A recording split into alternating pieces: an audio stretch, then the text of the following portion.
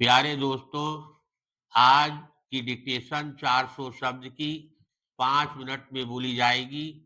इस डिक्टेशन की गति 80 शब्द प्रति मिनट रहेगी। जो विद्यार्थी एपीएस और एसएससी स्टेनो तथा स्किल टेस्ट देने जा रहे हैं, उनके लिए बहुत लाभप्रद है। रेडी, स्टार्ट करते ही डिक्टेशन शुरू हो जाएगी। Ready, start. अध्यक्ष महोदय, ऐसे कार्यक्रमों की पहचान करके उन्हें विशेष गति देनी होगी जिनके द्वारा काफी ज्यादा रोजगार के अवसर उत्पन्न हो। गत मई में इस सदन में जो पुनर्निर्धारित योजना प्रस्तुत की गई थी, उसमें इस प्रकार के कई कार्यक्रम शामिल हैं। इन कार्यक्रमों को देश के अनेक बड़े भागों में कार्यान्वित भी किया जा रहा है। हालांकि उनमें तेजी आने से कुछ समय लग सकता है। योजना काल में इनके लिए 235 करोड़ रुपए का प्रावधान किया गया है। इसके अतिरिक्त छोटे किसानों तथा खेतीहर मजदूरों के लिए परियोजनाओं को 300 करोड़ रुपए तक की सहायता वित्तीय संस्थाओं से मिलेगी। इसी प्रकार शुष्क भूमि कृषि कार्यक्रमों के लिए 150 करोड़ रुपए की सहायता की आशा की जा सकती है। पिछले सप्ताह प्रस्तुत किए गए बजट में वित्त मंत्री ने ग्रामीण विकास की 70 योजनाओं के लिए 500 करोड़ रुपए के प्रावधान का संकेत किया है। मैं जानता हूं कि प्रायः प्रत्येक माननीय सदस्य ने इस छोटी राशि की ओर इशारा किया है।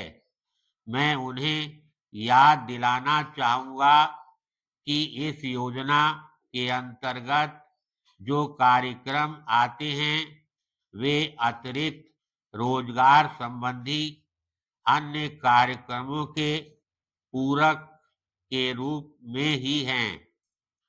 रोजगार के अवसर संपूर्ण अर्थव्यवस्था द्वारा ही उत्पन्न होते हैं और आप एक संपूर्ण समस्या को एक ओर तथा उसे हल करने के अनेक उपायों में से एक को दूसरी ओर देखकर नहीं देख सकते।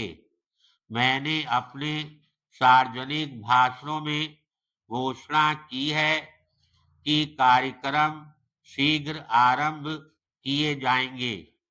प्रधानमंत्री का कहना है कि 500 करोड़ रुपए की पूरी रकम सिर्फ कार्यक्रम के आयोजन में खर्च हो जाएगी।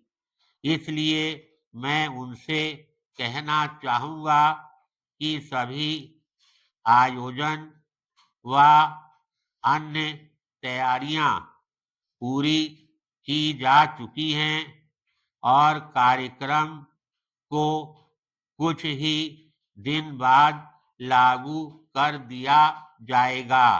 पैराग्राफ। हम इसे और ज्यादा व्यापक कार्यक्रम का प्रारंभ बिंदु बनाना चाहते हैं। इन कार्यक्रमों का उद्देश्य ग्रामीण क्षेत्रों में रोजगार के और अधिक अवसर बढ़ाना होगा, लेकिन जिन कामों की परिकल्पना की गई उनमें शिक्षितों को भी, जैसे तकनीकी विदों, इंजीनियरों तथा अन्य शिक्षित बेरोजगारों को काम मिलेगा। लेकिन हमें यह पता है कि ऐसे अन्य कार्यक्रम तैयार करने की जरूरत बनी हुई है जिनके द्वारा और अधिक संख्या में शिक्षित बेरोजगारों को काम मिल सके। इसके लिए शिक्षा और सार्वजनिक स्वास्थ्य जैसे क्षेत्रों में योजना लागत को बढ़ाने की आवश्यकता है। धन्यवाद।